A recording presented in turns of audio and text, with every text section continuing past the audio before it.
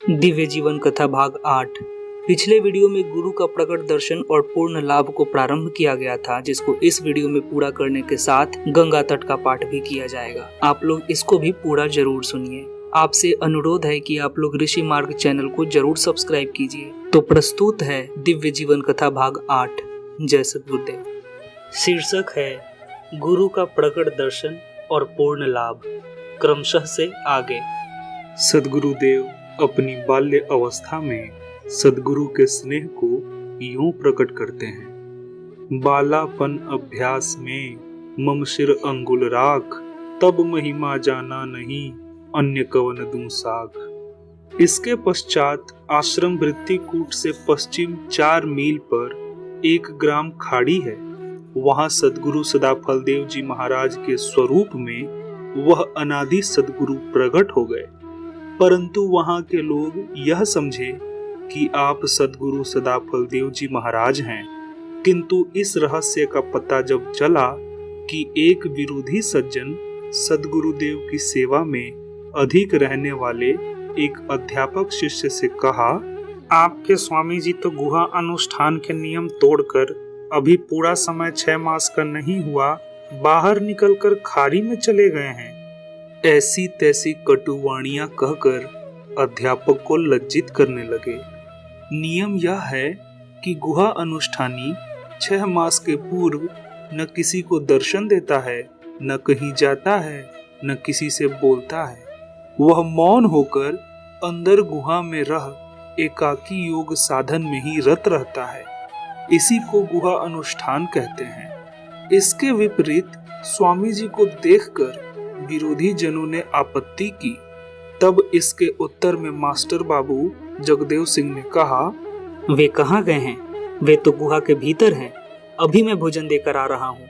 फिर वह संवाददाता सज्जन और लोगों को लेकर इस रहस्य को स्पष्ट करने के लिए वृत्तिकूट आश्रम पर दोपहर के उपरांत आकर पूछने लगे।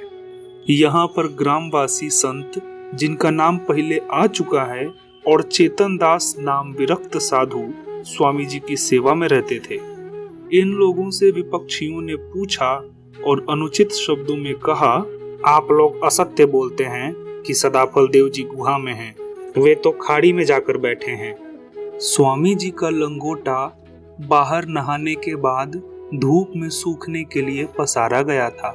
सेवकों ने कहा, आप लोग देखिए, यह लंगोटा उनका है और हम लोग अभी शीघ्र हुआ फलाहार दिया है। इन दोनों ओर की बातचीत को सद्गुरुदेव गुहा में ही सुन रहे थे। सुनने का कारण यह है कि गुहा की 2 तह है। आप उस काल में ऊपर ही शांत मुद्रा में बैठे हुए थे। आपने इन बातों को सुनकर अंदर से ही खोखने की आवाज किया, जिससे सब लोग जान जाएं कि मैं यहीं पर हूँ। इस प्रकार सद्गुरुदेव को खारी और वृत्तिकूट आश्रम में दोनों जगह देखकर सब लोगों को अत्यंत विस्मय होने लगा।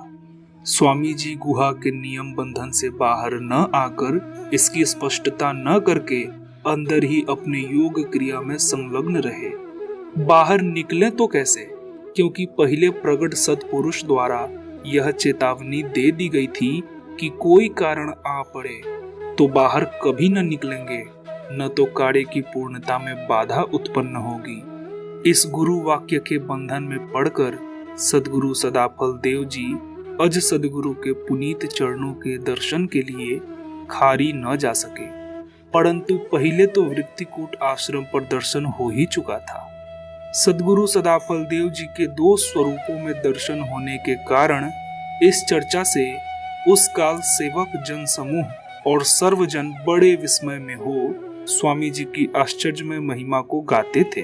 परंतु जब गुहा से निकलने के बाद महर्षि सदाफलदेव जी ने इस बात की निर्भ्रांत घोषणा की है और बतलाया है कि मैं कहीं दूसरे स्वरूप में प्रकट नहीं था, वे ही मेरे आराध्य देव बंदी छोड़ परम दयालु सद्गुरु भगवान थे, तब सब लोगों की आंखें खुली है और धन्य धन्य कह सब लोग आदि गुरु की महिमा गाने लगे हैं। पाठकों को जानना चाहिए कि वेद में ऐसे गुरु का वर्णन है जो चारों युगों में प्रकट होकर भवतपित अधिकारी जीवों को मुक्ति का संदेश देते हैं। वे अज सदगुरु प्रकट होकर सदगुरु सदाफल देव जी महाराज को ब्रह्म विद्या रहस्य तत्व ज्ञान का बोध उपदेश देकर परम कल्याण की प्राप्ति करा कृतकृत्य किए हैं। वे ही आपके सदगुरु और संत समाज के आदि प्रवर्तक, आचार्य और आराध्य देव हैं। इन्हीं को अज गुरु या नित्य अनादि सदगुरु कहकर संबोधन किया जाता है। संत समाज में प्रतिदिन इन्हीं की स्तुति की जाती है। इनका परिचय आगे सदगुरु के सिद्धांत परिचय में लिखा जाएगा। यहाँ इतना ही संकेत पर्याप्त है। खाड़ी प्रकट होने की चर्चा स्वरवेद में स्वामी जी ने स्वतः इस प्रकार की है। सदगुरु सुकृत देव जी खाड़ी प्रगटे आए, चंचल मन अविचल किया, संशय दूर बहाए।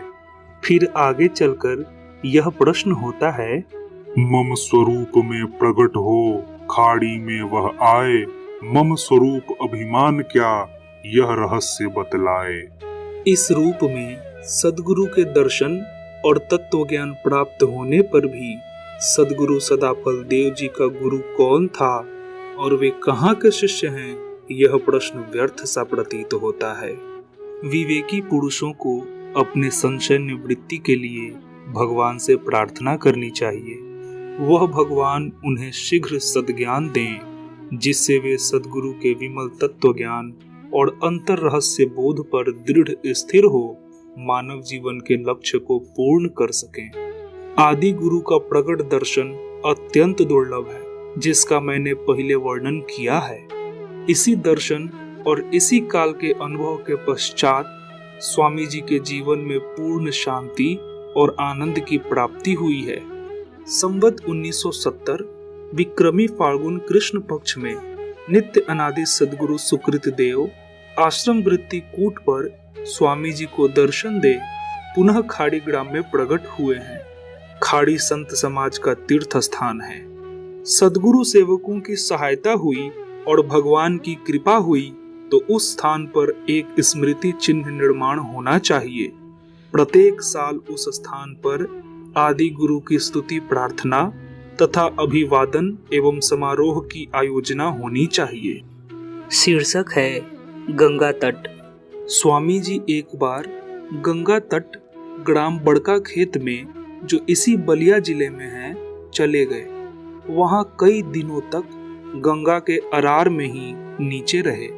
कुछ काल के पश्चात किसी ने उन्हें वहां पर देखा। फिर कई सज्जनों ने मिलकर गंगा जी के अरार में ही खोदकर एक गुहा बना दी।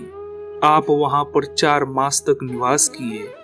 आपके दर्शन सत्संग के लिए अनेक विद्वान सत्संगी संत महात्मा आते थे, परंतु आप सदैव अंतर अनुभव सद भजन में ही एकाग्रचित रहते थे।